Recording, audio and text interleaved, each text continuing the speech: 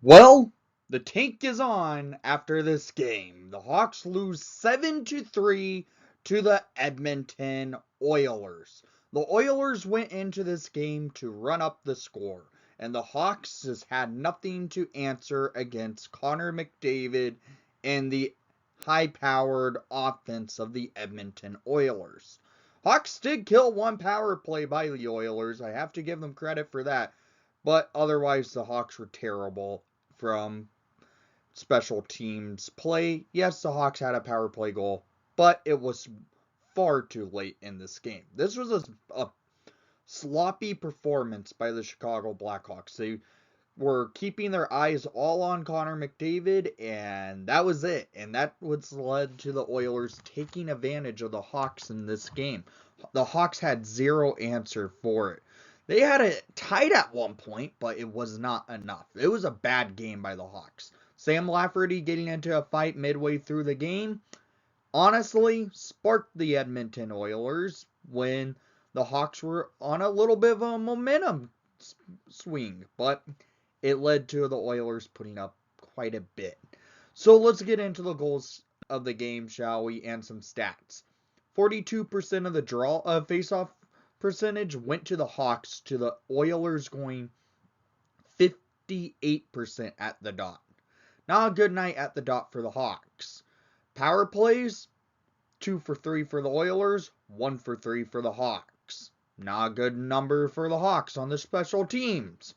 Shots per period, 8-8 in the first, 10-19 for the Oilers in the second, and 11-16 for the Oilers in the third. It was definitely a run-up score Edmonton Oiler kind of game. 29-43 for the Edmonton Oilers for shots on net. Here we go to the goals of the game, shall we? First period, only one goal was scored, and it came 5 minutes into play. Steph Jones takes a penalty 5 minutes into the play, and the Oilers take advantage of it, going on the man advantage. At 5:20 in the first period, Barry scores his first of the night, 6th of the season, assisted by Nugent Hopkins and McDavid, to make it a 1-0 game for the Oilers. This goal was basically Hawks on the PK and let the Oilers cycle the puck, and they take advantage of it and shoot it from the blue line. It's 1-0 Oilers. To note, the Hawks had momentum to start this first period of play. They were actually the better team to come out of the gates, and the Oilers then get a power play, and it was basically Oilers all the way after this.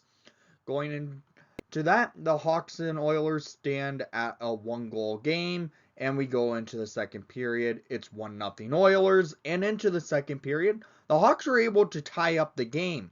At 5:25 in the second period, scored by number 17, Jason Dickinson, his 7th of the season, assisted by number 88, Patrick Kane, and number 23, Philip Kurashev.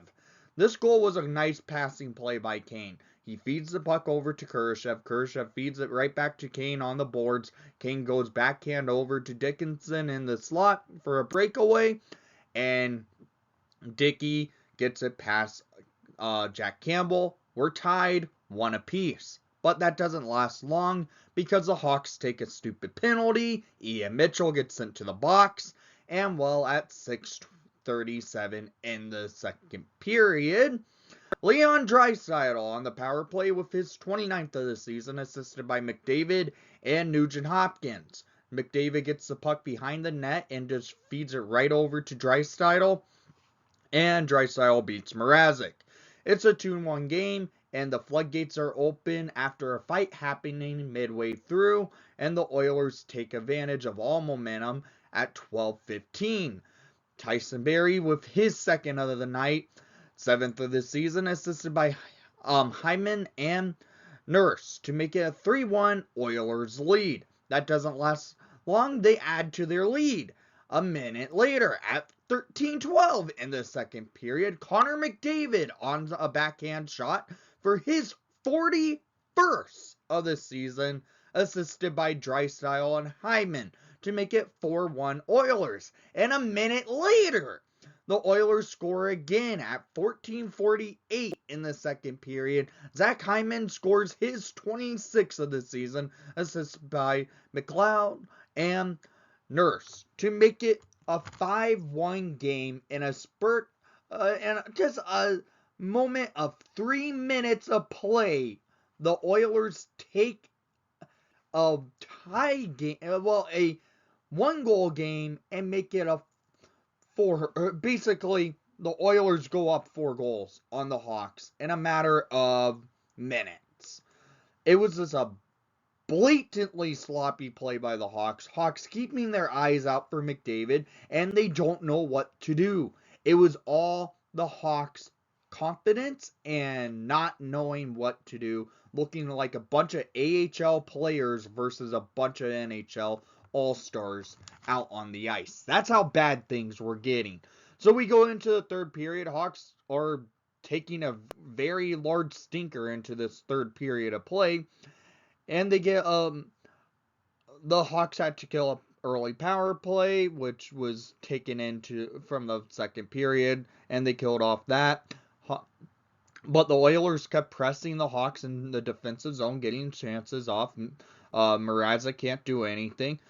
But at the Hawks get a late mid-period power play, and they take advantage of it. At 8:29 in this third period, scored by number 19, Jonathan Toews. His 14th of the season, assisted by number 88, Patrick Kane. And number 11, Taylor Radish, to get the Hawks within 3. Comeback maybe? No, definitely not.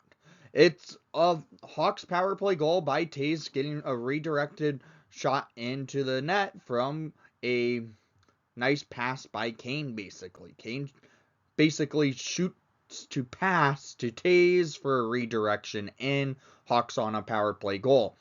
But shortly later, 12 seconds later, the Oilers add to their lead.